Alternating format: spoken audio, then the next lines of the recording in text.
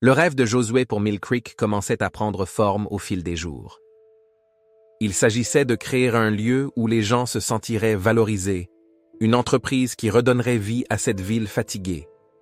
Cependant, les rêves nécessitent de l'action, et Josué savait que, pour les concrétiser, il devait commencer quelque part. Sa vision d'un magasin florissant ne se limitait pas à des étagères remplies de produits ou à un marché animé. Une opportunité chez M. Rive. Lorsque Josué apprit que M. Rive cherchait un employé à temps partiel pour son magasin général, il saisit l'occasion. Le magasin était l'un des rares lieux où les habitants de Mill Creek se retrouvaient régulièrement, et Josué comprit que c'était le meilleur endroit pour apprendre les rouages d'un commerce. « Tu commenceras par ranger les rayons et balayer le sol », dit M. Rive en lui tendant un balai. Rien de bien glorieux, mais c'est un travail honnête. Cela ne dérangeait pas Josué.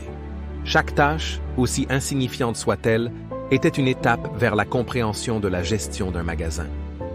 Il observait attentivement la manière dont M. Rive gérait les clients, les types de produits qui se vendaient et même les frustrations liées à la gestion d'une petite entreprise. Les planchers qui craquaient et les allées poussiéreuses devinrent sa salle de classe. Il ne fallut pas longtemps à Joshua pour remarquer les failles dans le fonctionnement du magasin. Les pénuries d'approvisionnement étaient fréquentes, laissant les étagères à moitié vides et les clients déçus. La comptabilité de M. Rive était dépassée, consignée dans un vieux carnet abîmé. Un après-midi, un client repartit frustré parce qu'il n'y avait plus de farine, un aliment de base pour presque tous les foyers.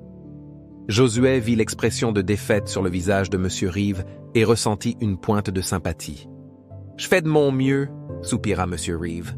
« Les choses ne sont plus comme avant. » L'esprit de Josué s'emballa. Et si le magasin ne se contentait pas du minimum? Et s'il pouvait prospérer, même dans une petite ville comme Mill Creek? Il commença à noter des idées dans un carnet qu'il gardait dans sa poche. Une meilleure gestion des stocks, des partenariats avec des agriculteurs locaux et des produits que les gens ne trouvaient nulle part ailleurs. Josué comprit que pour donner vie à ses idées, il avait besoin de ressources, et cela signifiait de l'argent. Après ses heures au magasin, il commença à effectuer divers petits travaux dans la ville, nettoyer des granges, aider ses voisins dans leurs champs et réparer des clôtures. Chaque pièce qu'il gagnait était soigneusement placée dans une boîte en métal qu'il gardait sous son lit. Ses amis se moquaient de lui lorsqu'il refusait de dépenser pour des sodas ou des sucreries après l'école. « Allez, Josué !» plaisanta l'un d'eux en brandissant une barre chocolatée. « Ce ne sont que quelques centimes. » Josué se contentait de sourire.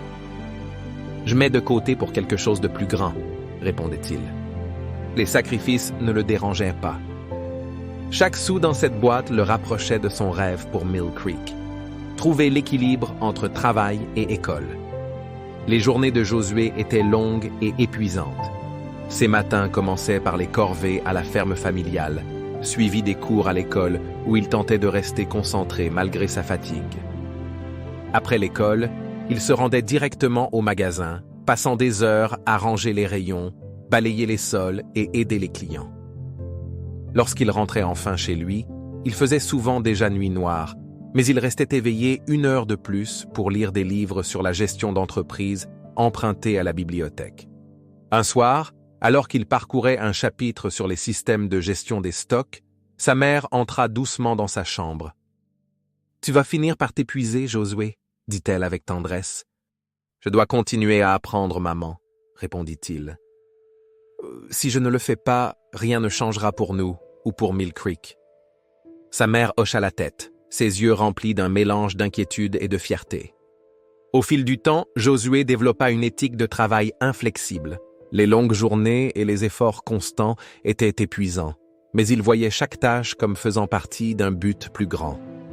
Lors des journées particulièrement difficiles, lorsqu'il se sentait submergé, il se rappelait la graine dont son grand-père avait parlé. « Les grands arbres ne poussent pas du jour au lendemain », murmura-t-il un soir en balayant le sol poussiéreux du magasin.